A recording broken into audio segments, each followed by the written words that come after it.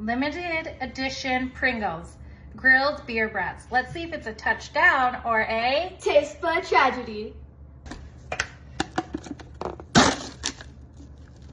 That's what's inside. Okay, now let's try. What's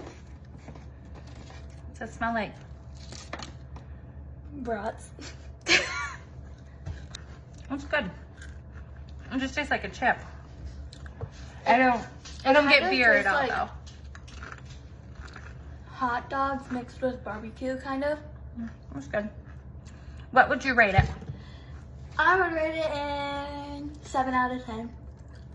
I'd probably give it an 8. Kind of tastes cheesy. What would you rate it?